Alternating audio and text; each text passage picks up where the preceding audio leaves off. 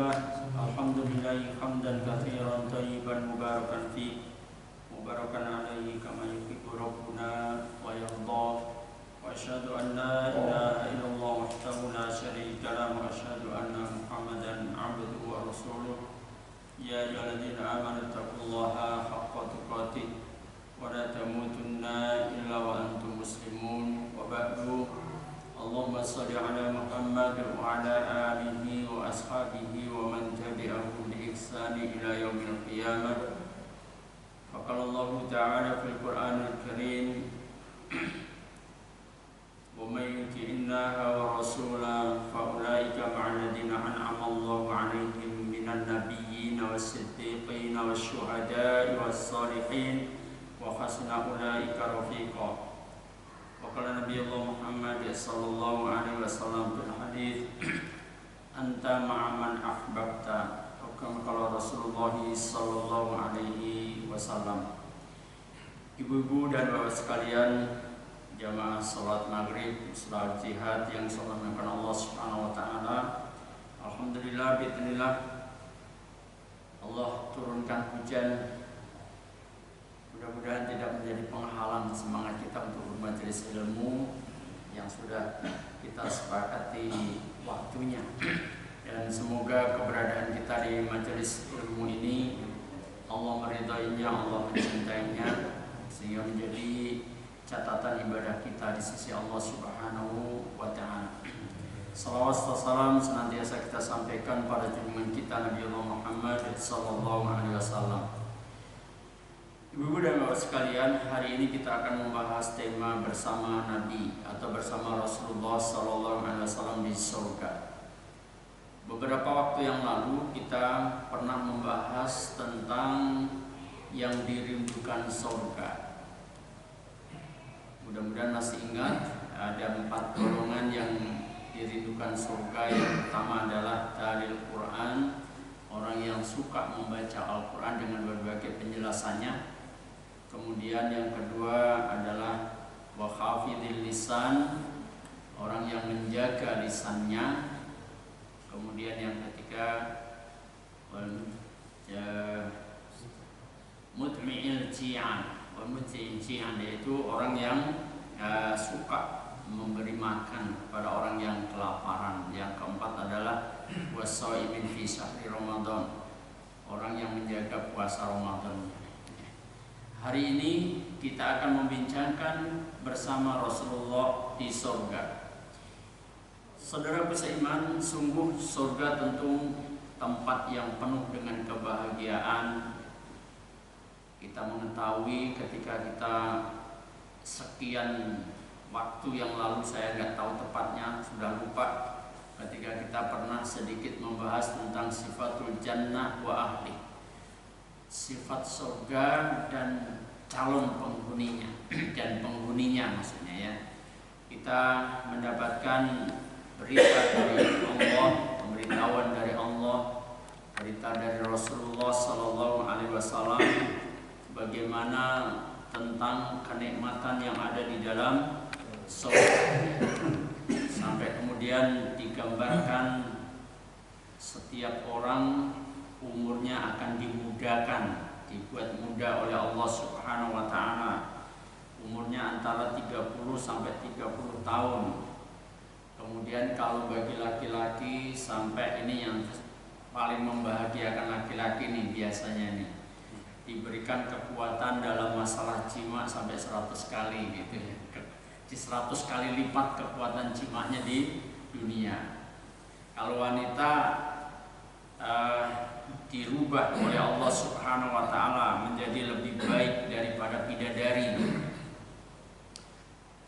Lebih baik daripada bidadari, masalah kecantikannya, masalah macam-macam lah ya, yang dijelaskan oleh Rasulullah, sampai bercahayanya wanita surga ya.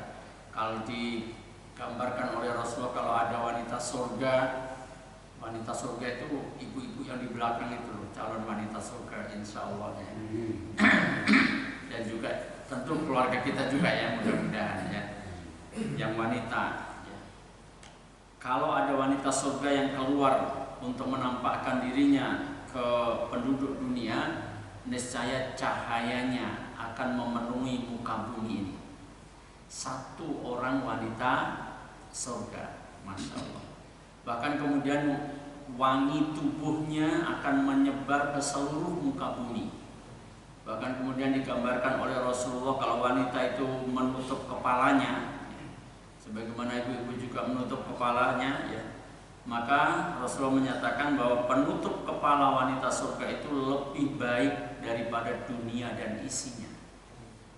Pendek kata, keadaan surga itu luar biasa yang gak akan bisa tercerna oleh pikiran kita. Namun ada satu keadaan yang lebih membahagiakan lagi, kalau kita bisa bersama Nabi di surga. Apakah ada orang yang tidak bersama Nabi di surga? Ada. Karena tingkatannya beda. Misalnya, kalau kita bicara tentang tingkat surga, surga itu ada 100 tingkat kata Nabi. Dalam hadis yang lain kemudian dijelaskan ketika membahas tentang syafaat, ternyata Rasulullah menceritakan, aku tahu orang yang keluar dari neraka terakhir dan dia masuk surga juga terakhir. Panjang cerita tentang orang ini, ya. Ternyata walaupun dia menempati, dia masuk surga terakhir, dia mendapatkan jatah kafling 10 kali dunia. Gak bisa terbayangkan ya. Gak usah ngomong repot, di surga itu gak ada repot. Repot itu cuma di dunia.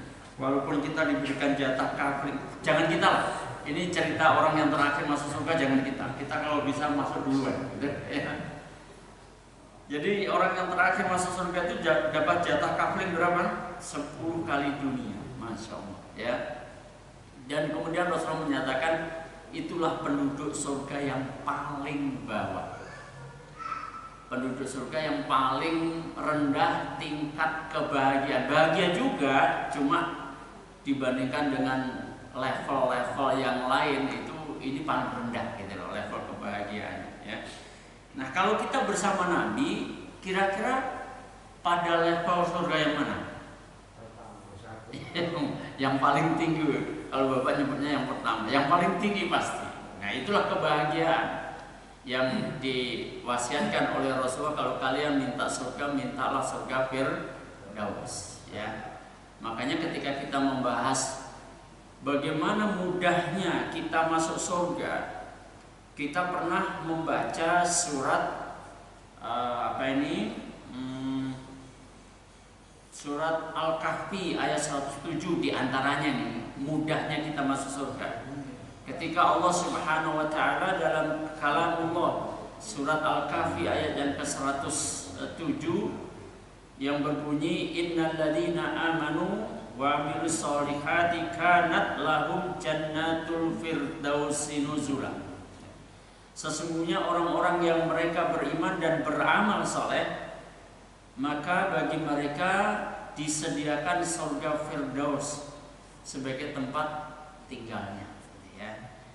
Itu gampang. Apalagi kemudian kita juga pernah membahas Rasulullah SAW telah menegaskan bahwa segala sesuatu tidak ada yang ditinggalkan oleh Rasulullah, yaitu segala sesuatu yang menyebabkan kita bisa masuk surga, menyebabkan kita terhindarkan dari api neraka, kecuali semuanya sudah dijelaskan oleh Rasulullah.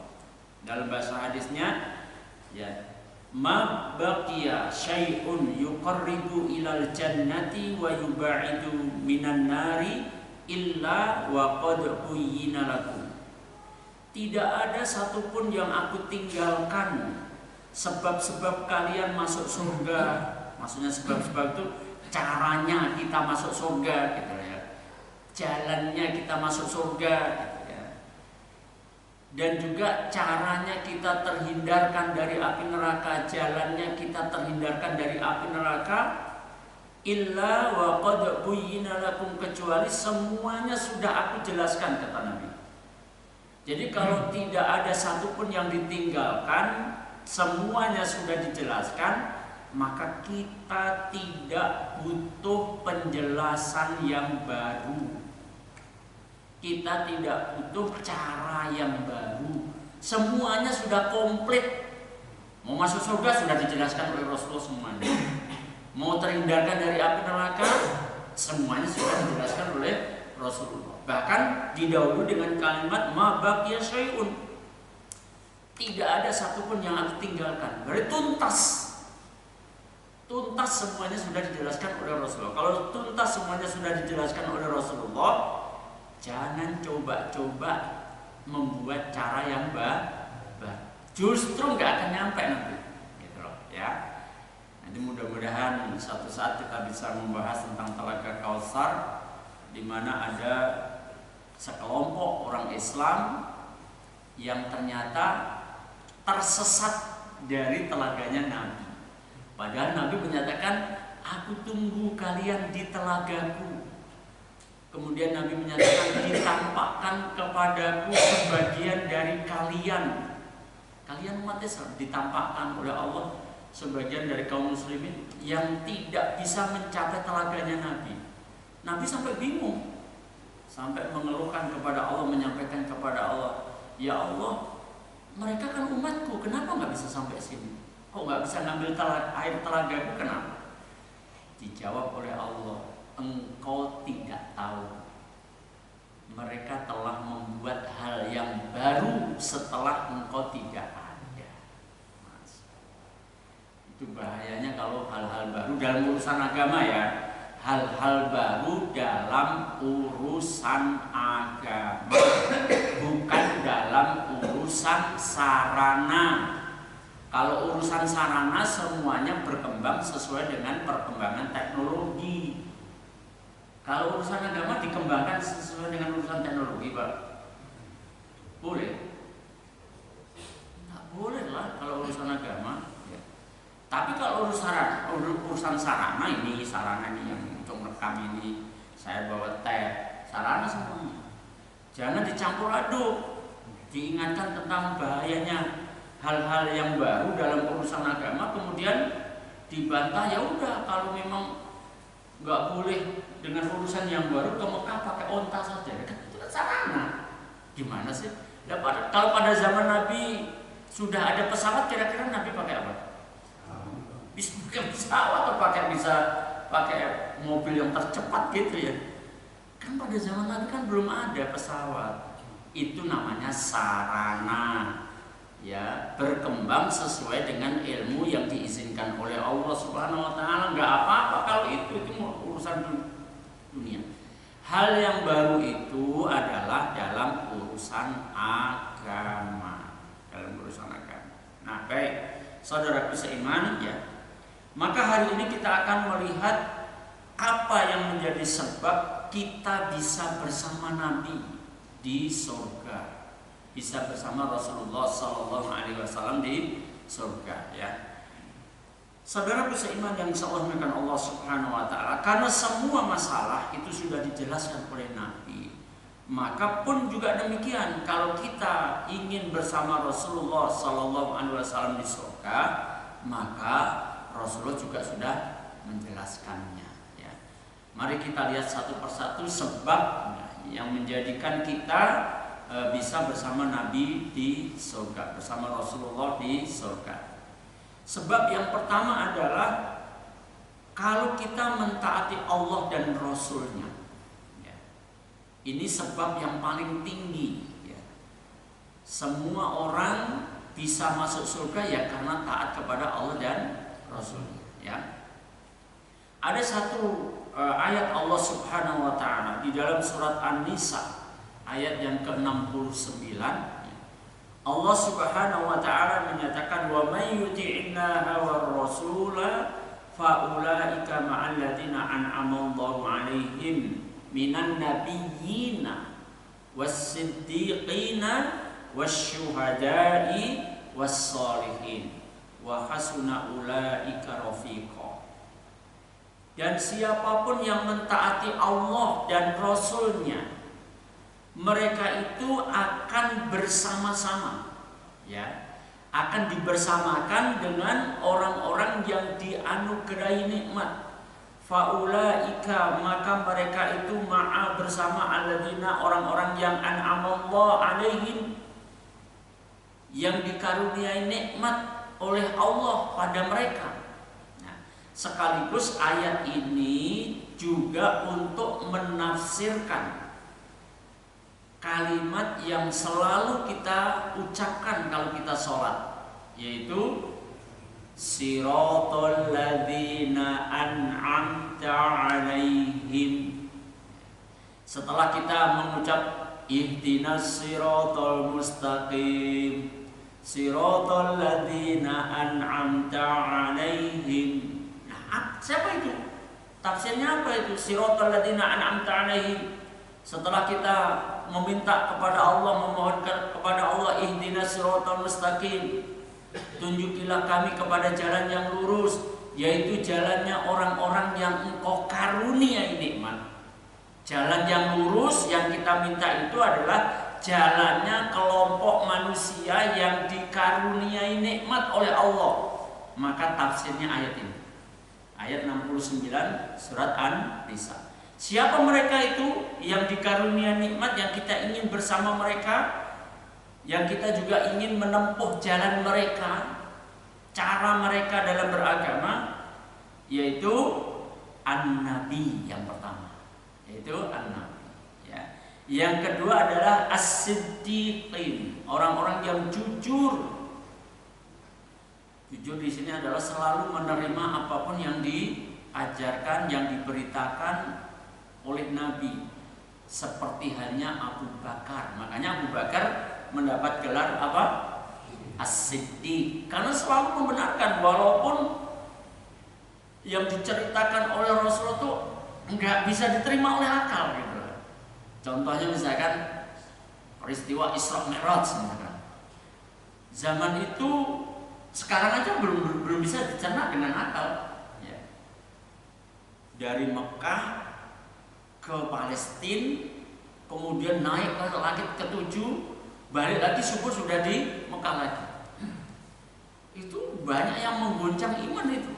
Tapi tampillah Abu Bakar As-Siddiq, kalau engkau menceritakan sesuatu yang lebih hebat dari ini, tetap aku mempercayainya, aku tetap menerimanya. Itulah As-Siddiq ya. Mudah-mudahan kita juga termasuk As-Siddiq juga, selalu membenarkan apa yang diajarkan oleh Rasulullah. Asy-syuhada yang ketiga, yaitu orang-orang yang syahid ya, biasanya diterjemahkan gugur di medan pertempuran, peperangan di jalan Allah. Dan yang terakhir adalah as-sholih. Nah, oleh sebab itu ketaatan kita kepada Allah dan Rasulnya itu memberikan kesempatan kita yang oleh Allah disebut ma'alladzina an'amallahu alaihim, bersama dengan orang-orang yang Allah karuniai nikmat atas mereka, yaitu diantaranya para nabi. Inilah satu dalil yang memberikan jalan supaya kita bisa bersama Nabi di surga. Kalau bersama Nabi tentu tempatnya ya di surga. Ya. Nah, saudaraku seiman, kemudian asbab yang kedua adalah mencintai Nabi. Jadi kalau kita pengen bersama Nabi, pengen bersama Rasulullah di surga, ketika di dunia kita harus mencintai Rasulullah Sallallahu Alaihi Wasallam dengan kecintaan yang benar. Apa ada orang yang mencintai Rasulullah tapi nggak benar cintanya? Ada nggak kira-kira? Halo?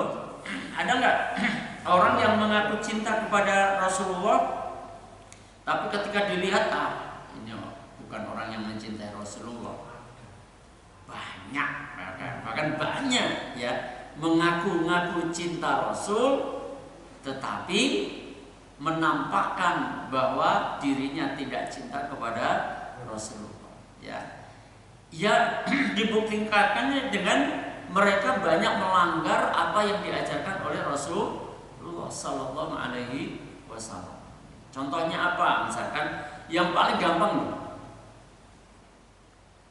ada kelompok mengatasnamakan cinta Rasul, bawa bendera, bawa pakai jaket, bahkan kemudian naik motor, mereka keluar dari markasnya. sepanjang jalan kemudian semua orang suruh minggir, ya, yang nggak mau minggir digebrok-gebrok pakai tongkat ya, mobil-mobil yang berpapasan. Itu kira-kira akhlaknya Rasulullah atau bukan? Ya jelas bukan lah, ya. Rasul tuh ngajarin bahwa senjata tajam saja itu bagian tajamnya harus disembunyikan. Ini malah membuat orang ketakutan. Ini akhlak model apa nih yang seperti ini, ya? Tapi mengatasnamakan cinta Rasulullah, ya. Kemudian juga yang suka bakar petasan ini sekalian dan kalau mau diupload nih. Rasulullah itu melarang kita membuat terkejut orang lain. Malah kemudian anak-anak muda Islam mengatasnamakan cinta Rasul, kemudian knalpotnya malah diganti dengan knalpot yang membisingkan telinga. Kemudian mereka suka membakar petasan, orang tua sampai kaget, bayi sampai menangis. Ini kan ganggu semua ini sebenarnya, ya. Kira-kira itu mencontoh akhlak Rasul atau bukan? Ya bukan, nggak bisa mengatasnamakan cinta Rasul yang seperti itu. Nah, cinta Rasul itu sebagaimana yang di hadis yang diriwayatkan dari Anas bin Malik radhiyallahu anhu, ada dua hadis ini ya. Di mana ketika Rasulullah memberikan nasihat kepada Anas bin Malik, kalau kamu dari pagi hari sampai sore hari bisa menghilangkan dari hatimu sifat khianat, ya, sifat khianat kepada orang lain, maka lakukanlah. Kemudian Rasulullah bersabda lagi, wadzalika min sunnati, dan yang seperti itu menjaga hati, membersihkan hati dari sifat khianat kepada orang lain. Makanya kalau dalam kitab Al-Kabair Imam Al-Dhahabi membahas tentang dosa besar kaitannya dengan pemimpin yang khianat. Ya. Jadi khianat itu termasuk dosa besar gitu. Al-Kabair. Ya. Sampai dalam hadis yang diriwayatkan dari Anas bin Malik radhiyallahu anhu ini, Rasul menasihati kalau kamu dari pagi hari sampai sore hari, itu maksudnya dalam waktu yang panjang lah ya. Dari pagi hari sampai sore hari kamu bisa menghilangkan sifat khianat dari hatimu, sifat khianat kepada orang, maka lakukan. Karena itu adalah bagian dari sunnahku, itu adalah bagian dari ajaranku. Kemudian Rasulullah bersabda, man ahya sunnati faqad ahabbani. Siapapun yang menghidupkan sunnahku, secara khusus hadis tersebut bicara tentang kebersihan hati dari sifat khianat. Kalau kita membersihkan hati kita dari sifat khianat, itu namanya kita menghidupkan sunnah Nabi. Maka faqad ahabbani, maka sungguh dia telah mencintaiku. Jadi kalau kita berusaha untuk membersihkan hati kita dari sifat khianat, kita termasuk mencontoh Nabi, termasuk menghidupkan sunnah Nabi. Itu sebagian dari cinta kita kepada Nabi. Ya. Sementara sunnah Nabi itu tidak hanya berkaitan dengan tazkiyatun nufus, tidak hanya berkaitan dengan pensucian jiwa. Sholat berjamaah juga sunnah Nabi. Nabimu itu tidak pernah sholat wajib di rumah, kecuali ketika beliau menjelang wafat yang sudah kepayahan sehingga imam diserahkan kepada Abu Bakar As-Siddiq. Ayo, siapa yang mengaku cinta kepada Nabi? Tinggal membuktikan saja. Kalau antipati dengan sholat jamaah, rumahnya dekat masjid, rumahnya dekat musola, nggak sholat ke jamaah, mana bukti cintanya kepada Nabi? Nabinya aja nggak pernah sholat jamaah, nggak pernah sholat wajib di rumah, kecuali sholat sunnah. Rasulullah banyak di rumah, gitu loh ya. Maka umat Islam di mana saja kalau pengen menunjukkan cintanya kepada Nabi, hidupkan, amalkan ajaran Nabi. Yang paling penting adalah bab sholat berjamaah. Makanya sampai Ibnu Mas'ud sampai memberikan penjelasan tentang sholat berjamaah itu, ada di antara kami dahulu dipapah 2 orang. Dipapah 2 orang karena apa kira-kira? Ya karena kepayahan kondisinya. Untuk apa? Untuk diletakkan dalam sholat. Sampai seperti itu loh para sahabat itu memperhatikan sunnah Nabi dalam hal sholat berjamaah. Lah umat sekarang sehat-sehat bisa mendaki gunung, itu yang muda-muda itu ya. Gunung Semeru ditaklukkan, Longmas bisa. Kalau dulu kalau di Jawa Timur Mojokerto, Surabaya, wah saya dulu pernah ikut itu Mas Longmas. Mojokerto, Surabaya jalan kaki, masa kuat. Begitu telinganya mendengar adzan diseru untuk sholat berjamaah, kakinya langsung lempok, kakinya langsung lemes, nggak bisa ke masjid, nggak bisa ke musola untuk sholat berjamaah. Mana bukti cintanya kepada Rasulullah? Masya Allah. Belum sunnah-sunnah yang lain, belum ajaran-ajaran Rasulullah yang lainnya. Itu yang paling utama saja keteter. Kalau betul-betul umat ini mencintai Nabi, musolamu nggak akan cukup. Bahkan musolamu nggak akan cukup ini nampung jamaah. Amanah yang segede itu loh nggak akan cukup. Kalau semuanya bisa membuktikan cinta kepada Nabi dalam bab khusus bab sholat saja. Masalah ya.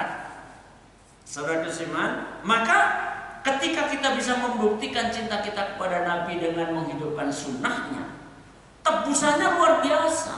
Ya. Waman ahabbani, dan siapapun yang mencintaiku dengan cara bukti seperti tadi, menghidupkan sunnah Nabi, mengamalkan ajaran Nabi, kana ma'i fil jannah, dia akan bersamaku di surga. Masya Allah. Ya. Nah, saudaraku seiman, dalam hadis yang lain juga masih dari Anas bin Malik radhiyallahu anhu, dalam hadis yang diriwayatkan oleh Imam Bukhari, Anas bin Malik menceritakan bahwa kami para sahabat itu merasa senang banget, merasa bahagia banget, lebih dari kebahagiaan sebelumnya. Gitu. Ini dalam masalah apa? Ketika kami mendengar Nabi mengucapkan, nah ini ucapan Nabi ini kira-kira membuat kita senang apa enggak? Kan kita juga pengen bersama Nabi kan? Ya. Coba kira-kira kalimat Nabi ini membuat kita senang apa enggak? Kalau Anas bin Malik bersama para sahabat yang lain, begitu Rasulullah mengucapkan kalimat yang akan saya bacakan ini, itu mereka bahagia banget. Kebahagiaannya melebihi kebahagiaan sebelumnya. Kalimat apa itu? Rasulullah mengucapkan anta ma'aman ahbabta. Engkau akan bersama dengan orang yang engkau cintai. Pertanyaannya, kenapa kalimat sesederhana itu yang diucapkan oleh Rasulullah sesederhana itu? Anta ma'aman ahbabta.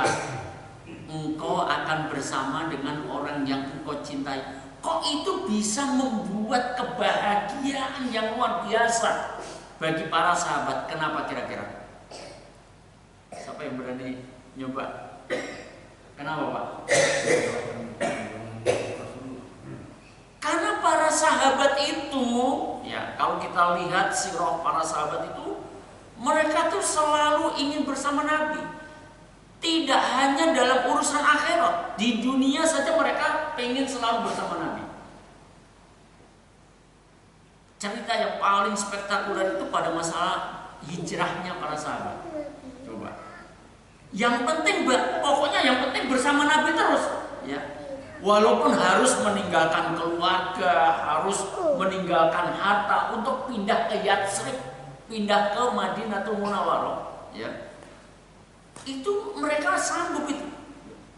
Belum kemudian kita bicara bagaimana pengorbanan para sahabat, walaupun harus mati sekalipun, yang penting tetap bersama Nabi. Masya Allah. Itulah para sahabat. Maka ketika Rasul menyatakan anta ma'a man ahbabta, engkau akan bersama dengan orang yang kau cintai, maka seakan-akan keinginan, bukan seakan-akan lagi ya, keinginan para sahabat untuk selalu bersama Nabi sampai akhirat itu terjawab dengan kalimat ini. Anta ma'a man ahbabta, engkau akan bersama dengan orang yang kau cintai. Para sahabat kecintaannya kepada Nabi luar biasa, sehingga ini memberikan jawaban, aku bisa bersama Nabi nanti di surga. Kita pun juga demikian. Makanya yang kedua ini kita harus mencintai Nabi dengan kesungguhan hati kita, dengan kecintaan yang benar, ya, dengan kecintaan yang benar. Bahkan kemudian Anas bin Malik radhiyallahu anhu setelah mendengar kalimat Rasulullah anta ma'a man ahbabta ini memberikan satu reaksi. Sungguh aku mencintai Nabi Sallallahu Alaihi Wasallam, juga mencintai Abu Bakar, juga mencintai Umar bin Khattab, dan aku berharap agar dengan kecintaanku itu aku bisa bersama mereka nanti di akhirat. Masya Allah, sama begitu Anas bin Malik. Ya, meskipun kata Anas bin Malik, meskipun amalku tidak sebaik mereka. Masya Allah, luar biasa. Terus kalau Anas bin Malik sebagai sahabat Nabi merasa amalnya ya kalau dibandingkan dengan Abu Bakar merasa nggak apa-apanya lah, gitu lah ya bahasa kita ya. Terus kalau kita dibandingkan dengan Abu Bakar gimana? Tapi Anas bin Malik walaupun mengakui amalku tidak sebaik mereka, dengan kecintaannya kepada Nabi, kecintaannya kepada Abu Bakar, kecintaannya kepada Umar bin Khattab, Anas bin Malik berharap supaya bisa bersama dengan mereka. Karena ada jaminan dari Nabi, kalimat anta ma'a man ahbabta, engkau akan bersama dengan orang yang engkau cintai.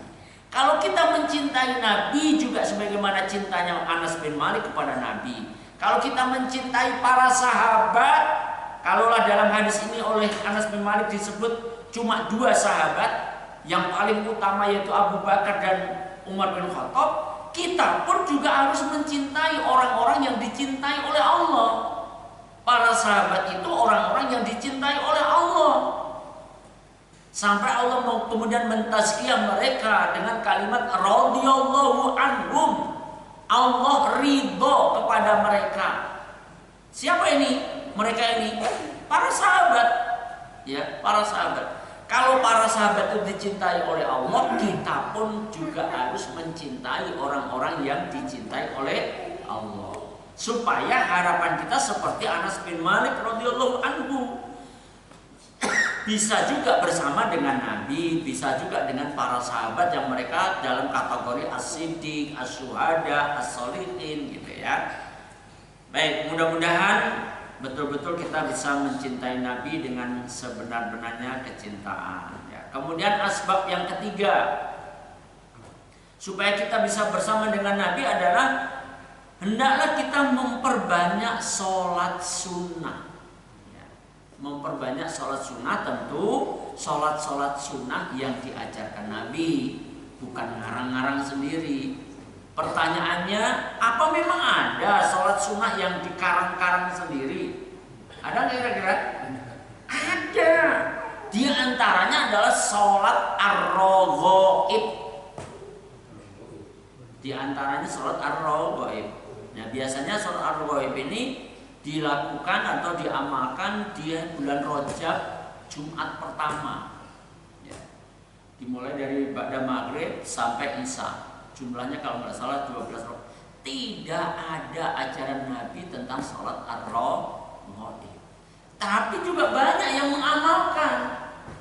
Kalau janganlah, kita nggak usah. Kita memperbanyak sholat sunnah, tapi sholat sunnah yang diajarkan Nabi. Orang sholat sunnah yang diajarkan Nabi aja kita masih bolong-bolong. Halo? Ngapain ngerjain yang tidak diajarkan Nabi? Ya. Apa dalilnya kita memperbanyak sholat sunnah itu bisa menjadikan kita bersama Nabi? Adalah kisah sahabat Rabi'ah bin Ka'ab al-Aslami radhiyallahu anhu. Dan kisah sahabat Rabi'ah bin Ka'ab al-Aslami radhiyallahu anhu ini menjadi asbab nuzulnya surat An-Nisa ayat 69 yang tadi, sebab pertama tadi. Ya. Kisahnya seperti ini. Jadi Rabi'ah bin Ka'ab al-Aslami radhiyallahu anhu berkata, "Kuntu abitu ma'a Rasulillah sallallahu alaihi wasallam." Dia mulai menceritakan bahwa aku pernah bermalam bersama-sama dengan Nabi. Jadi suatu ketika Rabi'ah bin Ka'ab al-Aslami radhiyallahu anhu ini tidur bersama Nabi gitu ya, bermalam bersama Nabi ya. Kemudian fa'ataituhu biwudu'i wa hajatihi. Kemudian Rabi'ah bin Ka'ab al-Aslami menceritakan, aku ketika bersama Nabi itu menyediakan air wudunya Nabi, juga membantu segala hajatuhu, segala kebutuhan Nabi, keperluan Nabi selama Rabi'ah bin Ka'ab bersama Nabi itu diservis lah, dilayani lah, ya, seperti pembantunya Nabi gitu. Pokoknya apapun yang diinginkan Nabi dilayani oleh Rabi'ah bin Ka'ab. Nah, kemudian faqolali, kata Rabi'ah bin Ka'ab al-Aslami, kemudian Rasulullah berkata kepadaku. Apa yang dikatakan oleh Rasulullah? Sekarang kamu minta apa? Jadi mungkin bahasa kita, Rasulullah ingin balas budi gitu. Sudah banyak dibantu oleh Rabi'ah bin Ka'ab, kemudian sekarang Rasulullah nanya kepada Rabi'ah bin Ka'ab, kamu minta apa sekarang? Gitu. Kalau kita kira-kira minta apa kira-kira? Kalau kita ditanya Nabi, karena kita sudah dekat sama Nabi, dah kamu minta apa? Pak Mul minta apa Pak Mul? Kira-kira kalau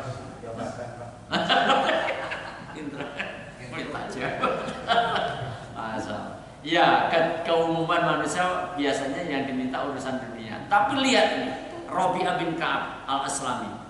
Kemudian aku menjawab, as'aluka murafaqataka fil jannati. Aku minta kepadamu agar aku bisa mendampingimu di surga. Masya Allah. Jadi permintaannya nanti di akhirat agar Rabi'ah bin Ka'ab al-Aslami bisa mendampingi Rasulullah di surga. Bukankah kita juga pengen seperti itu, mendampingi Rasulullah, pengen bersama Rasulullah? Kemudian Rasulullah kembali bertanya, au ghairu dzalika, apa ada lagi yang selain itu? Minta apa lagi kamu selain itu, gitulah bahasa kita. Apa ada yang lain yang kamu minta? Ternyata Rabi'ah bin Ka'ab al-Aslami menyatakan, huwa dzaka, itu saja ya Rasulullah gitu ya. Jadi cuma tunggal permintaannya. Apa tadi permintaannya? Agar bisa mendampingi Nabi di surga. Maka kemudian Rasulullah menyatakan, fa'inni ala nafsika bikathratis sujud. Kemudian Nabi bersabda, fa'inni ala nafsika, bantulah aku untuk mewujudkan keinginanmu tadi. Bantulah aku untuk mewujudkan kemauanmu tadi, permintaanmu tadi. Apa permintaannya? Mendampingi Nabi di surga. Supaya keinginanmu itu bisa wujud, bantulah aku dengan apa? Bikathrotis sujud, dengan memperbanyak sujud. Apa kaitannya dengan sholat sunnah? Maka ulama hadis mentafsirkan yang dimaksud dengan kathrotis sujud, memperbanyak sujud itu adalah memperbanyak sholat sunnah. Kenapa kok sholat sunnah? Karena kalau sujudnya sholat wajib, ya jumlahnya sudah tetap. Ada berapa sujudnya sholat wajib? Ya itu rokaatnya itu. Sujudnya setiap rokaat kan 2 sujud kan? Tinggal kali 2 berapa berarti? 34 sujud ya. Tapi kalau kita pengen bersama Nabi, perbanyak sujud kita. Berarti kalau pengen memperbanyak sujud kita, ya harus plus sholat sunnah. Semakin banyak sholat sunnah yang kita lakukan, maka semakin banyak sujud yang kita lakukan kepada Allah Subhanahu wa taala, gitu ya. Baik, yang sebab keempat, hendaklah kita berakhlak mulia. Ya, berakhlak mulia. Ingat, ketika kita membahas tentang yang dirindukan surga, kelompok yang kedua dan ketiga adalah kelompok keduanya adalah hafidhil lisan, orang yang menjaga lisan. Ini bab akhlak. Ya. Kelompok yang ketiga mut'imil ji'an, orang yang suka memberi makan kepada orang yang kelaparan, ini juga bab akhlak. Ya. Maka oleh sebab itu akhlak ini menjadi kelengkapan. Ketika Rasulullah Shallallahu Alaihi Wasallam kedatangan tamu dari saya, kedatangan tamu yang kemudian terkenal hadis ini menjadi diberikan judul hadis Jibril, gitu ya. Ya. Padahal Rasulullah kedatangan malaikat Jibril apa cuma sekali itu? Enggak lah ya. Dalam peristiwa itu kemudian Rasulullah mendapatkan tamu yang kemudian tamu ini tidak dikenal oleh para sahabat. Kalau nggak dikenal oleh para sahabat, kira-kira tinggalnya jauh atau dekat? Jauh pasti. Tapi kalau jauh, menurut sahabat nggak mungkin tinggalnya jauh. Kenapa? Rambutnya nggak acak-acakan, pakaiannya putih bersih. Kenapa kok itu menjadi ukuran? Kan ini daerah padang pasir nih. Kalau dia tinggalnya jauh, karena sahabat nggak ada yang kenal, berarti dia orang jauh. Kok kesini kok rambutnya nggak acak-acakan? Kok kesini pakaiannya kok masih putih bersih gitu? Padahal di padang pasir tahu sendiri kalau kena angin debunya kemana-mana, gitulah. Ya. Maka singkat cerita dan kelakuannya, bahasa kita ini ya, kelakuannya tamu ini luar biasa. Masuk, kemudian mendekat kepada Nabi, langsung dengkulnya dipepetin dengkulnya Nabi. Kemudian tangannya langsung diletakkan di atas pahanya Nabi. Kira-kira gimana nih? Kalau kita mengukur sopan santun gimana kira-kira? Songong banget nih orang ini. Orang mana sih ini? Membuat bingung para sahabat. Kemudian tamu ini nanya kepada Nabi. Nanya bab iman, bab Islam, bab ihsan. Semua jawaban Nabi selalu dibenarkan. Ketika Nabi menjelaskan bab iman, rukun iman, tahu-tahu tamunya menyatakan kamu benar. Nanya, begitu dijelaskan, tahu-tahu dia menyatakan sodaqta, kamu benar. Berarti tadinya dia udah tahu belum? Berarti udah tahu, kayaknya ngetes aja dia gitu. Nah, akhir cerita dari kisah ini, Nabi ketika tamunya sudah pergi, Nabi nanya kepada para sahabat, tahukah kalian siapa tamu tadi? Kira-kira para sahabat kenal nggak? Nggak ada yang kenal. Maka kemudian dijelaskan oleh Nabi, itu tadi Jibril yang mengajarkan kepada kalian agama kalian, termasuk bab ihsan. Ihsan itu menyangkut akhlak. Nah, gitu loh ya. Jadi Islam itu harus lengkap. Tidak hanya beriman, beramal sholat, terus amalnya amburadul. Ya, apa nih akhlaknya buruk. Karena ditandai wanita ada malamnya sholat, siangnya puasa, sodakohnya banyak, ternyata akhlaknya buruk. Kata Rasulullah masuk neraka juga, gitu loh ya. Nah, maka Rasulullah kemudian bersabda dalam hadis yang diriwayatkan oleh Imam At-Tirmizi dan disahihkan oleh Syekh Nasiruddin Albani rahimahullah taala, dari sahabat Jabir radhiyallahu anhu, ya, Rasul menyatakan inna min ahabbikum ilayya wa aqrabikum minni majalisan yaumal qiyamati akasinakum akhlaqan. Ya. Sesungguhnya orang yang paling aku cintai, orang yang paling aku cintai dan paling dekat duduknya denganku ya di akhirat adalah mereka yang baik akhlaknya. Ya, dah monggo kalau mau azan dulu kita jeda dulu di sini.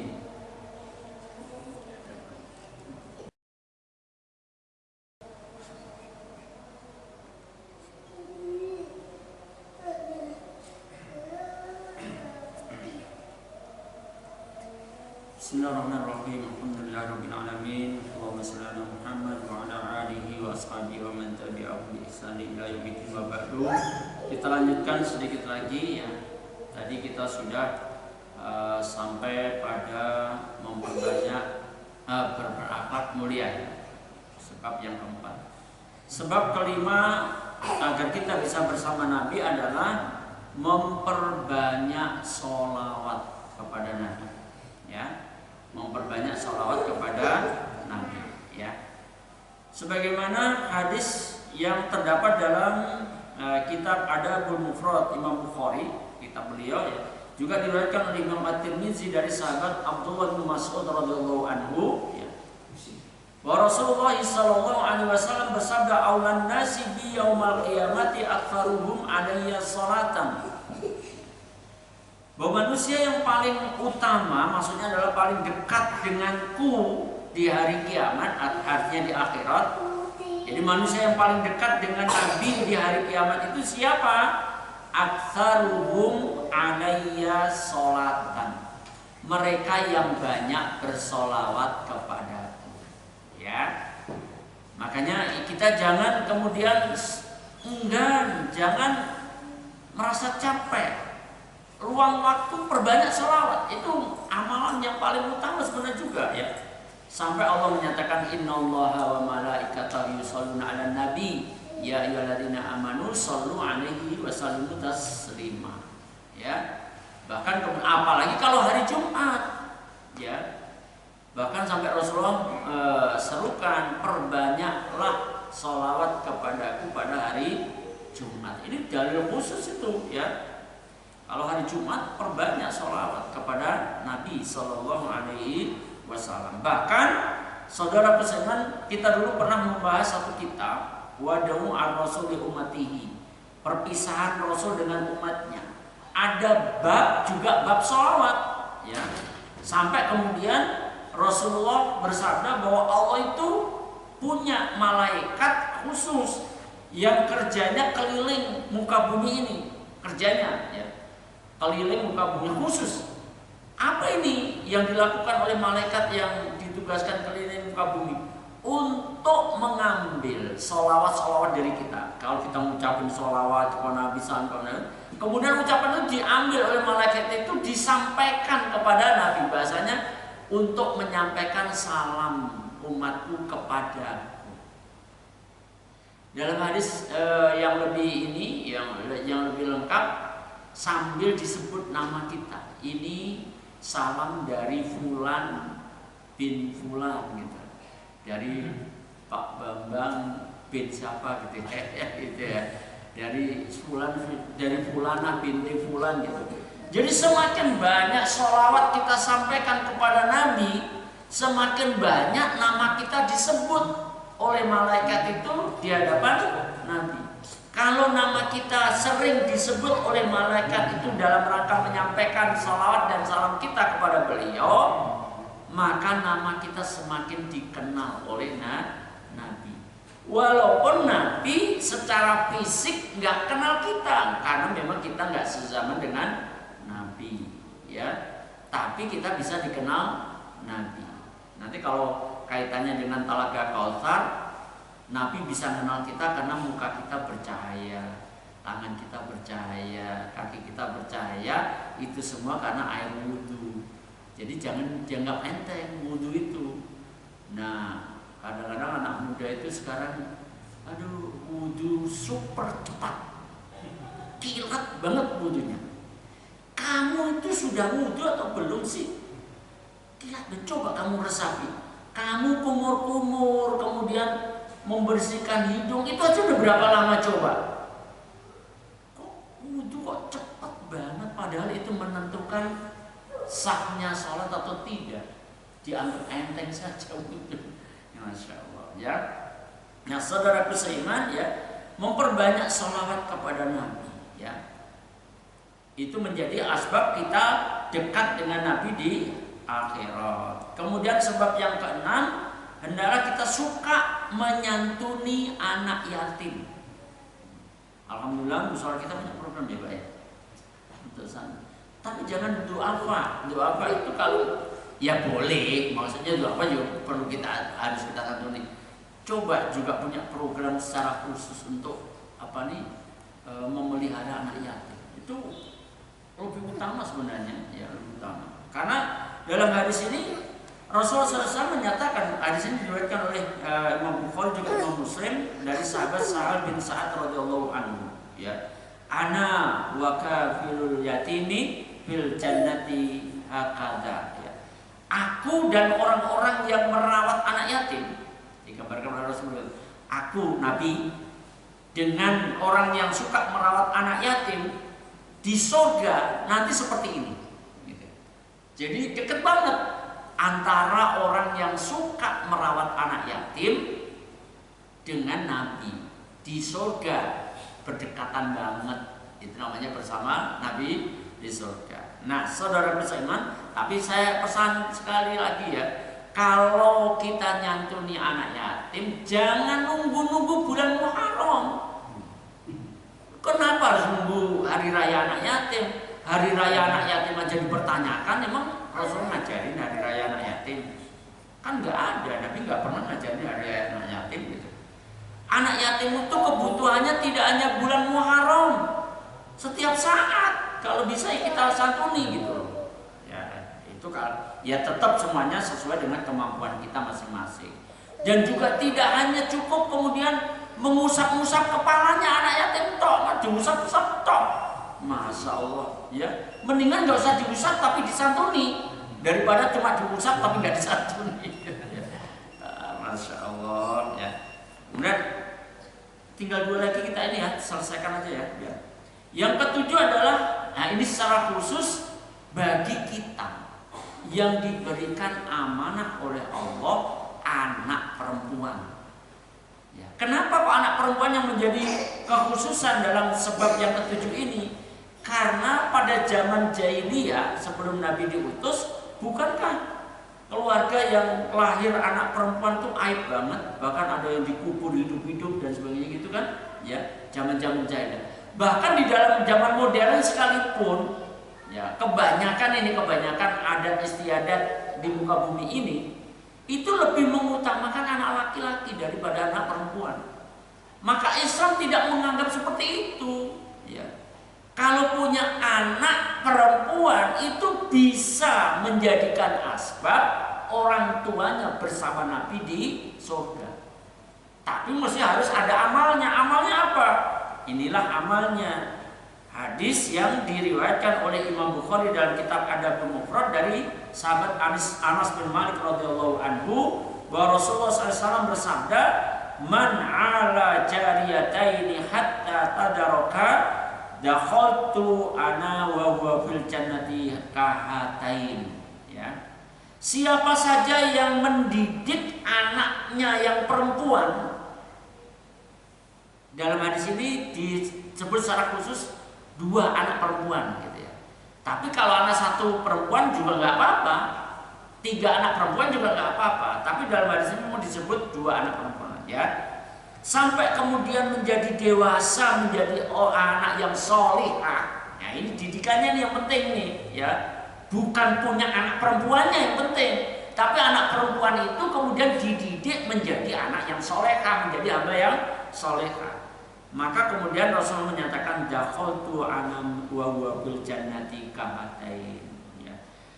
Aku akan masuk bersama orang tua tersebut ke dalam surga seperti ini. Ya, Rasulullah juga kembali memberikan isyarat jari telunjuk sama jari tengah, dekat dengan Rasulullah di surga kalau anak perempuannya dididik sampai menjadi orang yang solehah, gitu ya. Dan yang terakhir, sebab yang terakhir, semua kondisi itu yang menentukan Allah, ya. Kita bisa bersama Nabi dan sebagainya, itu ketentuan Allah semuanya, ya kehendak Allah. Maka jangan lupa sebab yang terakhir ini doalah, minta supaya bisa bersama Nabi. Apakah ada doanya? Ada. Yang biasa digunakan oleh Abdullah ibnu Mas'ud radhiyallahu anhu. Hadis ini kemudian diriwayatkan oleh Imam Ahmad dan sahih, dinyatakan sahih isnadnya oleh Syekh Nasiruddin Albani rahimahullah taala. Doanya berbunyi, Allahumma inni as'aluka imanan la yartad wa na'iman la yanfad wa murafaqata Muhammadin fi a'la jannatil khuldi. Kalau majelis Sabtu pagi sudah saya nanti bolehlah saya share juga ini ke jenengan ya Pak Tanam. Nanti kalau bisa dibaca untuk doa jamaah al-jihad ya.